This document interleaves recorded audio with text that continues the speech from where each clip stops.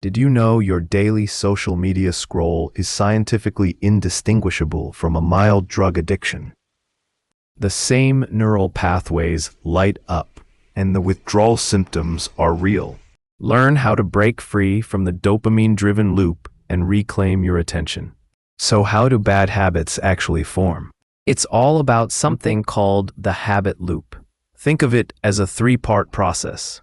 First, there's a cue, like boredom or stress. This cue triggers a routine, which is the actual habit itself, maybe grabbing a sugary snack or mindlessly scrolling through your phone. Finally, there's the reward, which is that temporary feeling of pleasure or relief. This reward reinforces the habit, making you more likely to repeat it in the future. This loop primarily takes place in a brain region called the basal ganglia, which is involved in automaticity. A powerful neurotransmitter called dopamine plays a big role. When you experience that reward, your brain releases dopamine, which makes you feel good and tells your brain to remember this behavior. Over time, this loop becomes ingrained, making the habit automatic. That's why it can be so hard to break free. So how do you break this cycle? The key is to understand the cue, routine, and reward associated with your bad habit. Once you know what triggers your habit, you can start to change it. One powerful strategy is replacement.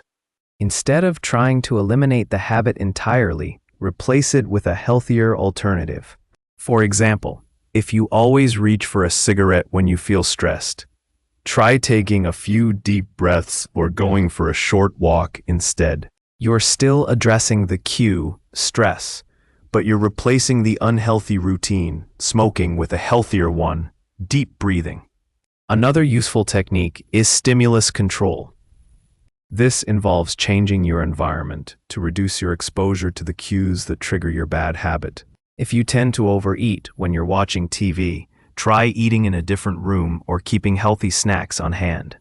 If social media is a problem, try turning off notifications or deleting the apps from your phone. The goal is to make it harder to engage in the bad habit. Cognitive restructuring can also be helpful. This involves changing your thoughts and beliefs about the habit. For example, if you believe that you need a cigarette to relax, challenge that belief. Remind yourself that smoking is actually harmful and that there are other healthier ways to manage stress. Furthermore, consider using mindfulness to better understand your cravings. When a craving arises, observe it without judgment. Notice the physical sensations and thoughts associated with it. Often, the craving will pass on its own if you simply allow it to be there. Breaking bad habits isn't easy. There will be times when you relapse. Don't get discouraged. It's a normal part of the process. Just learn from your mistakes and keep moving forward. Remember the importance of self-compassion. Be kind to yourself and acknowledge that you're doing your best. Also, having a strong support system can make a big difference. Talk to friends, family, or a therapist about your struggles. The field of behavioral science is constantly evolving.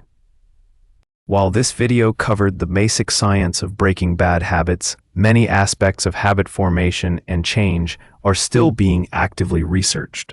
For example, the precise role of genetics and individual differences in susceptibility to habits is not fully understood.